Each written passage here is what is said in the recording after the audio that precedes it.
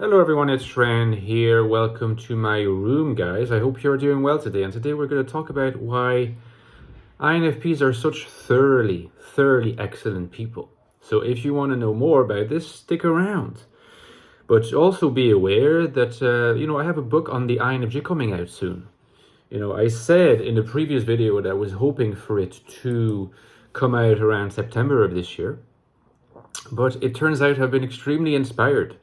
And it looks as if it might be possible for the book to come out earlier. I don't know quite yet, but I already have practically finished the first manuscript.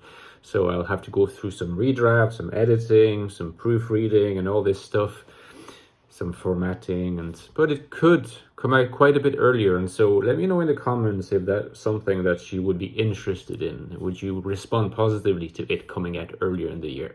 In the meantime, you can get a book on the INFJ, the current authoritative version, which is the Ecstatic Soul. Get the book below.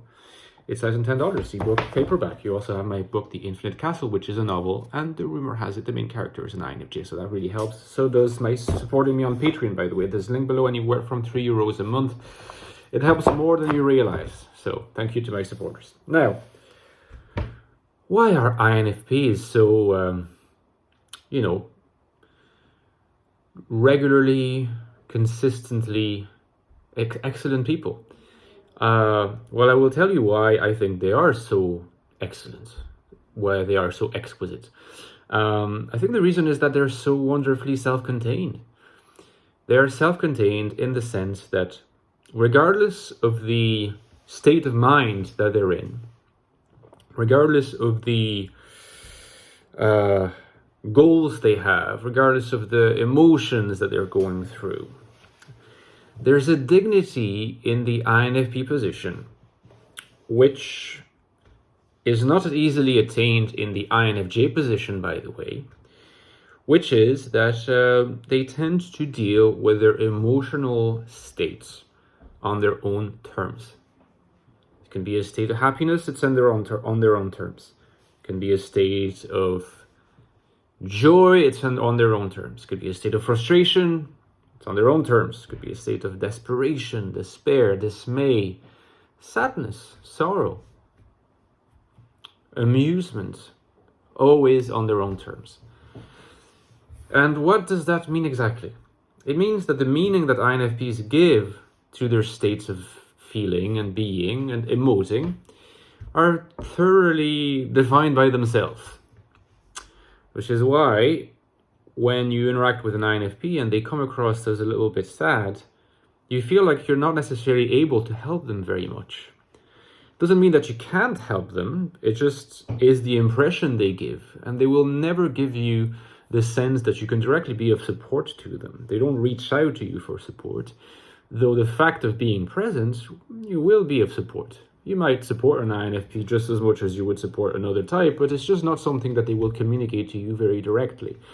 And that the same applies to other states. If an INFP seems very happy, you're happy for them, but you don't necessarily feel like you're in any way responsible for their happiness. It comes from inside, okay? And again, it might not be the entire truth. It could also be partly an impression, but it's certainly something that comes across in INFPs. And of course, to a significant extent, it has to do with their FI lead function and to their SI tertiary function. Because if the FI, especially if the SI tertiary function is a little bit developed, it means that the introverted perception of the INFP is activated in collaboration with their FI function. You need the extroverted gathering of the NE function to kind of keep a connection to the world, but you'll notice that it's more unusual for an INFP to be disconnected from reality than it is for an INFJ, which you might consider paradoxical, because the INFJ, after all, they have the FE function, don't they, which is supposed to be the social function par excellence. You're connected to others. But the INFP doesn't really feel the alienation of the INFJ, and the reason is that their NE function, being auxiliary, is a direct gateway to the external world.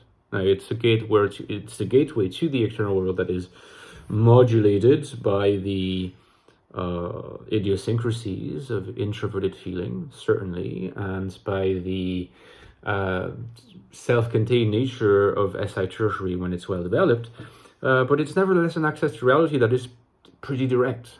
And as I have said in none other than this book, access to reality, anything other than via extroverted perception, is going to be indirect. Extroverted thinking gets your access to it in a way that has the external objectivity, which is indirect, sure, like an ENTJ or an INTJ, but follows rules and procedures which allow you more or less a consistent access if you have that developed. Note also that for the ENTJ, SE is often quite well developed, so that gives you direct access. And an INFJ, SE is usually not developed, and FE is only indirect access, subjective, social, indirect access. So there's something yet more indirect, doubly indirect compared to TE.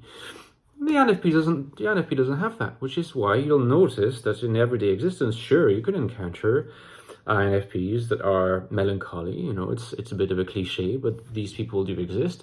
But usually they own up to it fully, and they don't consider, for that matter, that they are somewhere outside the world. You know, yeah, they're very much inside. They might have the sad feels or not from within the world. There is an anchoring here, which is just not there in INFJs. And the self-contained nature of what they're feeling speaks to a certain independence from the perception of others, which gives you a certain dignity, regardless of what you're feeling. And again, this is something that's going to be much more difficult for INFJs, because INFJs, well, they require validation from the tribe, don't they? Even when you're sad as an INFJ, even when you're going through a certain difficult phase, there is still that thirst somewhere for it being recognized by other people.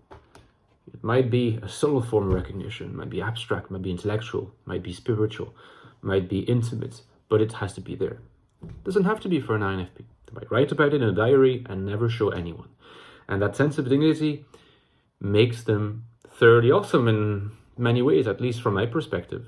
And perhaps we will see how other types are thoroughly excellent people in future videos. But that was my little panegyric to the INFP personality. Let me know in the comments what you think, and I will see you at the weekend. Take care.